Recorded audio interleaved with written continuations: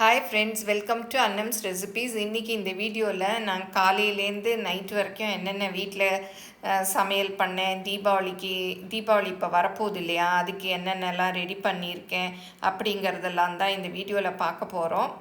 நம்ம எல்லாம் தீபாவளிக்கு முன்னாடியே எல்லாம் ரெடி பண்ணி வச்சுக்கிட்டோம்னா நம்ம பலகாரங்கள்லாம் டக்கு டக்குன்னு செய்யலாம். அதெல்லாம் தான் இந்த வீடியோவில் பார்க்க போகிறோம். வாங்க பார்க்கலாம். எங்கள் ப்ராடக்ட்ஸ் எல்லாம் யூடியூப்பில் கமெண்ட்ஸ்க்கு கீழே வந்துட்டுருக்கு.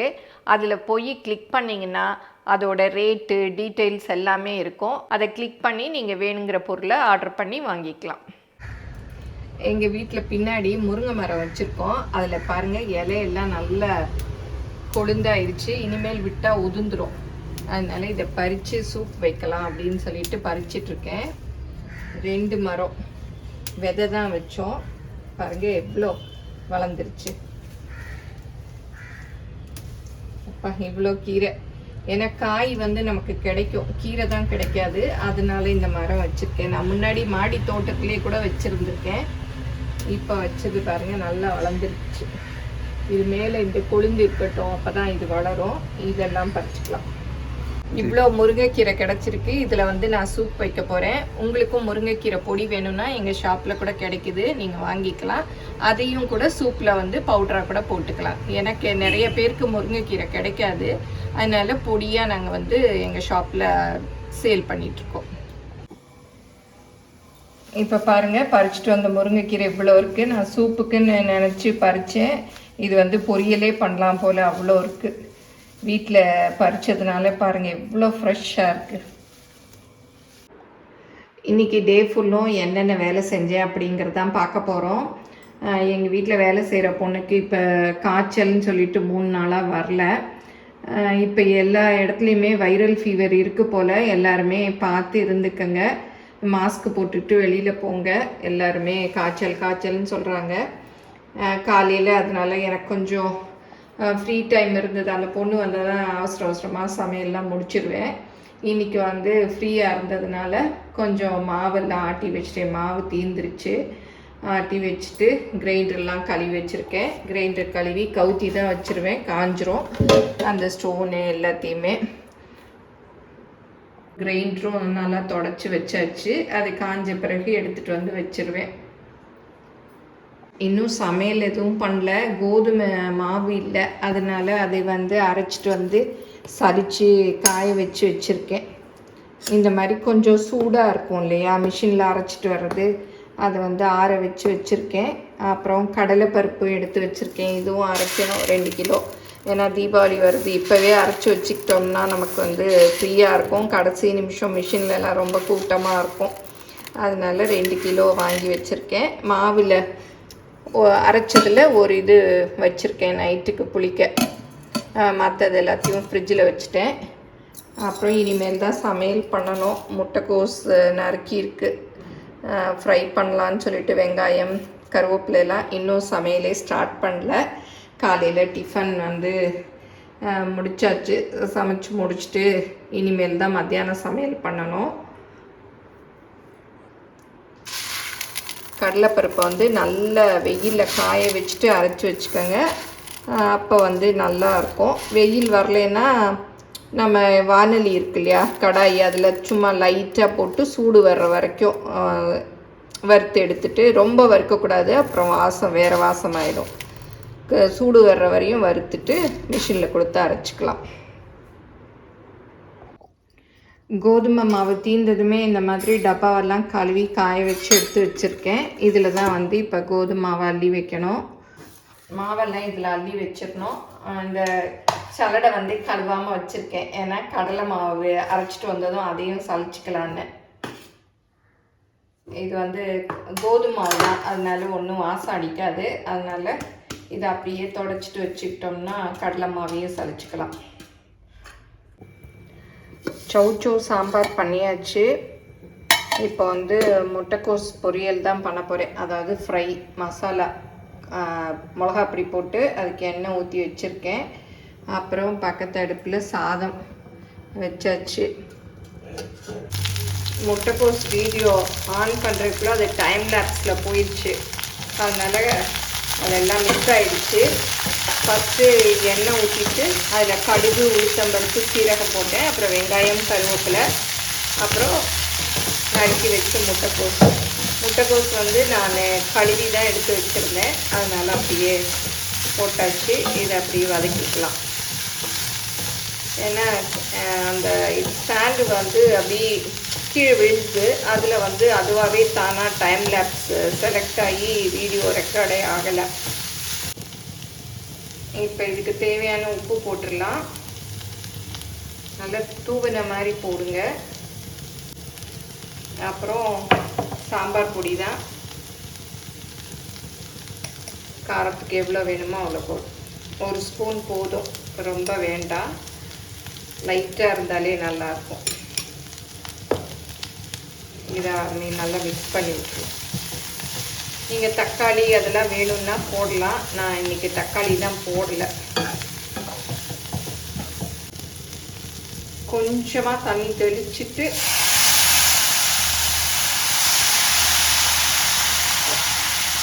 ஒரு மிக்ஸ் பண்ணி விட்டுடலாம்.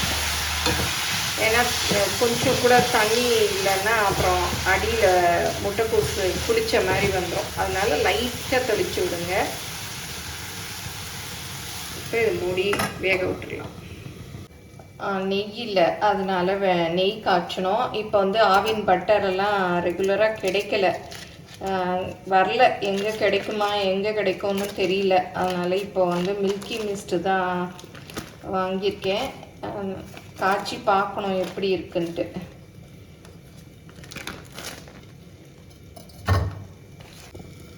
இப்போ திறந்து பார்க்கலாம். முட்டைக்கோஸ் ரெடி ஆகிடுச்சு பாருங்கள்.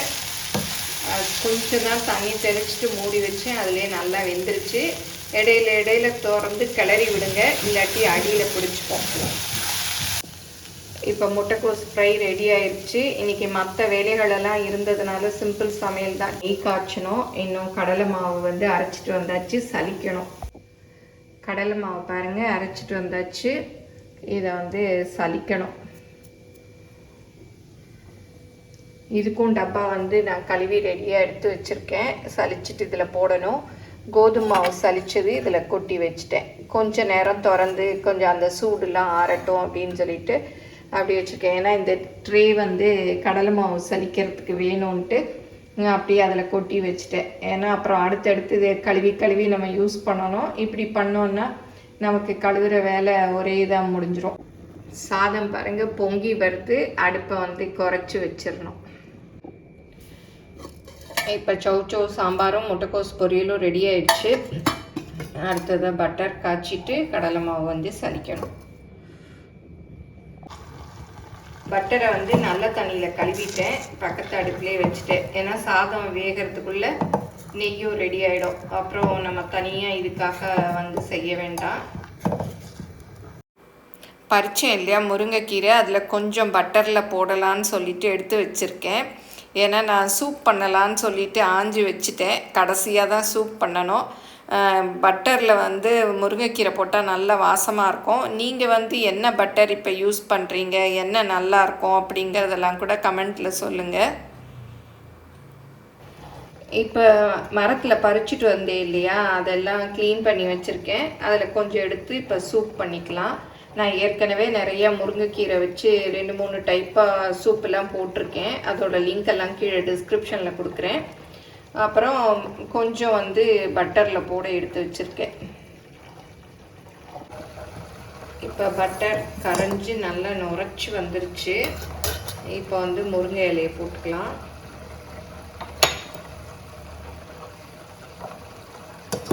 இன்னும் கொஞ்சம் நேரத்தில் பட்டர் ரெடி ஆகிடும். இப்போ நெய் ரெடி ஆயிடுச்சு. அடுத்ததாக வந்து முருங்கைக்கீரை சூப்பு கடைசியாக பண்ணணும். அதுக்கு வந்து சின்ன வெங்காயம் கொஞ்சம் நறுக்கி வச்சுருக்கேன், பச்சை மிளகா, அப்புறம் முருங்கைக்கீரை, அப்புறம் வந்து பாசிப்பருப்பு தான் கொஞ்சம் ஊற வச்சுருக்கேன். ஏன்னா சாம்பார் பண்ணுறச்ச துவரம்பருப்பு எடுக்கிறதுக்கு மறந்துட்டேன். ப்ளைனாக வேணாலும் பண்ணலாம், பட்டு கொஞ்சம் பருப்பு தண்ணி இருந்தால் கொஞ்சம் நல்லா திக்காக சூப் நல்லாயிருக்கும். இப்போ கடைசியாக சூப் வச்சிடலாம். சூப்புக்கு கொஞ்சமாக எண்ணெய் ஊற்றிருக்கேன் பாருங்கள். ரொம்ப ஒரு 1/2 டீஸ்பூன் அளவு, ரொம்ப எண்ணெய் வேண்டாம். கொஞ்சம் சீரகம், அப்புறம் கொஞ்சம் மிளகு,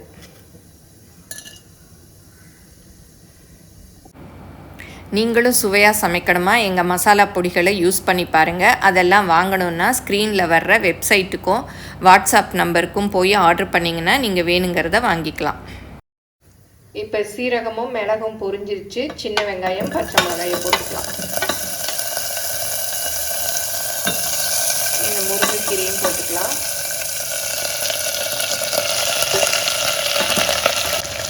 நான் ரொம்ப ஆயலை. இந்த தண்டுலாம் வந்து சூப்புக்கு நல்லது தான், அதனால் நான் அப்படியே தான் போட்டிருக்கேன். நல்லா மிக்ஸ் பண்ணி விட்டுக்கலாம்.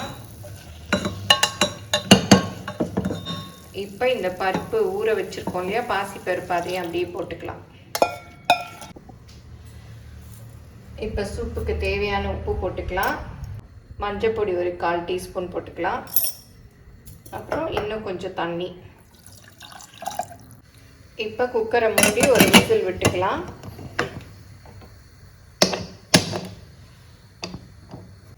இப்போ சாதமும் வெந்துருச்சு, அதையும் கவுத்தி விட்டுடலாம்.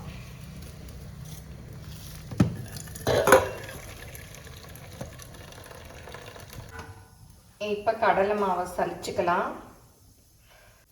இப்போ ஃபெஸ்டிவல்லாம் வருது இல்லையா, நம்ம கடலை மாவு இதெல்லாம் இப்போவே ரெடி பண்ணி வச்சுக்கிட்டோம்னா டென்ஷன் இல்லாமல் நம்ம வேணுங்கிறத டக்குன்னு செஞ்சுக்கலாம்.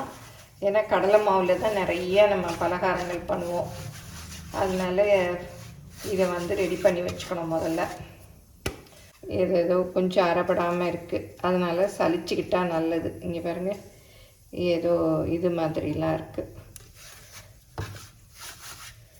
அதனால் எப்போவுமே வந்து சலிச்சு வச்சுக்கிறது நல்லது.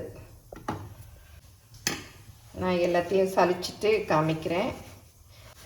கொஞ்சம் அரைச்சிட்டு வந்தது சூடாகவும் இருக்குது. எல்லாம் சலிச்சாச்சு. பாருங்கள், இவ்வளோ டஸ்ட் இருக்குது, நிறைய இருக்குது பாருங்கள். அதனால் நம்ம எப்போவுமே மிஷினில் அரைச்சாலும் சலிச்சுக்கிறது ரொம்ப நல்லது. இது கொஞ்சம் சூடாக இருக்குது, ஆறினதும் அள்ளி வச்சிடலாம். இப்போ 2 மாவும், கோதுமை மாவு கடலை மாவு 2 மாவும் அரைச்சாச்சு. நல்லா சூடு போகிறதுக்காக லைட்டாக அந்த மூடியை அப்படி திறந்து வச்சுருக்கேன். நல்லா ஆறினதும் மூடி உள்ளே எடுத்து வச்சுக்கலாம். நான் கொஞ்சம் கடலை மாவை இந்த டப்பாவில் அள்ளி அப்படி ஃப்ரிட்ஜுக்குள்ளே வச்சுருவேன். ஏன்னா இதுவே ஒரு 3/4 கிலோ கிட்ட பிடிக்கும். அப்புறம் ஃபுல்லையும் வெளியில் வச்சுட்டு அப்புறம் வேஸ்ட் ஆகிடும். அதனால் இதில் வந்து கொஞ்சத்தை எடுத்து வச்சுருவேன். ஃப்ரிட்ஜில் வச்சோன்னா அப்படியே இருக்கும், கலர் கூட மாறாது. நம்ம வெளியில் வச்சோம்னா சில சமயம் வந்து இந்த கலர் கூட கொஞ்சம் வெளுத்த மாதிரி வந்துடும். அதனால் உள்ளே கொஞ்சம் வச்சுக்கோங்க, நிறையா அரைச்சிங்கன்னா. இல்லை செலவாயிரும்னா வெளியிலே வச்சுக்கலாம். இப்போ கடலை மாவு இந்த டப்பாவில் அள்ளிட்டேன். இப்படி தட்டுனோன்னா நல்லா அப்படி உள்ளே போயிடும். இப்போ நல்லா மூடியாச்சு. இதை அப்படியே ஃப்ரிட்ஜில் வச்சு ஸ்டோர் பண்ணிக்க வேண்டியதுதான். இந்த டப்பா எங்கே வாங்கினதுன்னு கேட்பீங்க. இது ரொம்ப நாள் முன்னாடி ஹோம் சென்டரில் வாங்கினேன். சாதத்தை நிமித்திடலாம். அங்கே சூப்பும் ரெடி ஆயிடுச்சு. இப்போ சூப்பை திறந்து பார்க்கலாம். நல்லா வெந்துருச்சு. அடுப்பு ஆன் பண்ணிக்கங்க. பாசி பருப்பெல்லாம் நல்லா மசிச்சு விட்டுட்டு கொஞ்சமாக தண்ணி பத்தலைன்னா, ஏன்னா சூப்புங்கிறதுனால இன்னும் கொஞ்சம் ஊற்றிக்கலாம். ஊற்றி ஒரு கொதி விட்டு தான் இறக்கிடணும். நீங்கள் வடிகட்டி குடிக்கிறதுனாலும் குடிக்கலாம், இல்லை அப்படியே வந்து கீரையை சாப்பிட்டுட்டு அப்படியே சூப்பை குடிக்கிறதுனாலும் குடிக்கலாம். இப்போ பாருங்கள், நல்லா கொதி வந்துடுச்சு. போதும், இறக்கிடலாம். ரொம்ப கொதிக்க விட்டால் உப்பு கூடின மாதிரி ஆகிடும், கடுத்து போயிடும்னு சொல்லுவாங்க. முருங்கைக்கீரை சூப்பு உடம்புக்கு அவ்வளோ நல்லது. முருங்கைக்கீரை நிறைய இடத்துல கிடைக்காது. கிடைக்காதவங்க எங்கள் ஷாப்பில் முருங்கைக்கீரை பொடி இருக்குது, அதை வச்சு கூட நீங்கள் இந்த மாதிரி சூப் பண்ணலாம்.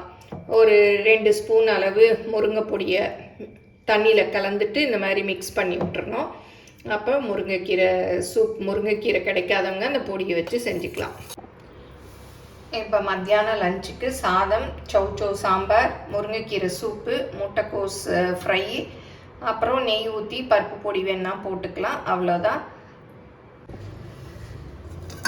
நெய் ஆறிடுச்சு. அந்த முருங்கைக்கீரைலாம் இருக்கிறதுனால வடிகட்டி 2 பாத்திரத்தில் ஊற்றி வச்சுருக்கேன். நைட்டுக்கு இட்லியும் தக்காளி சட்னியும் பண்ணேன். காலையில் ஆட்டி வச்சுருந்த மாவு நல்லா பொங்கி வந்திருந்தது. அதில் இட்லி ஊற்றிட்டு தக்காளி சட்னி தான் செஞ்சேன். தக்காளி, உளுத்தம்பருப்பு, வரமிளகாலாம் போட்டு வதக்கி நல்லா ஆறின பிறகு மிக்சியில் அரைச்சிடணும். அரைச்சிட்டு அதில் கடுகு, கருவேப்பிலை தாளித்து கொட்டினா சூப்பராக இருந்தது இந்த சட்னி. இந்த சட்னி எப்படி அரைக்கிறதுங்கிற வீடியோ கூட நான் அப்லோட் பண்ணுறேன். நைட்டுக்கு இட்லியும் தக்காளி சட்னியும் சுட சுட ரெடி ஆகிடுச்சு. சாப்பிட்டு முடித்தோம். இதோட இந்த விலாக் முடியுது. இந்த விலாக் உங்கள் எல்லாருக்கும் பிடிச்சிருக்கும்னு நினைக்கிறேன். பிடிச்சிருந்தா லைக் பண்ணுங்கள். எங்கள் சேனலை மறக்காமல் சப்ஸ்கிரைப் பண்ணுங்கள். உங்கள் ஃப்ரெண்ட்ஸுக்கும் ஷேர் பண்ணுங்கள். ஃபேஸ்புக், இன்ஸ்டாகிராமில் அன்னம்ஸ் ரெசிபீஸை ஃபாலோ பண்ணுங்கள். தேங்க்யூ.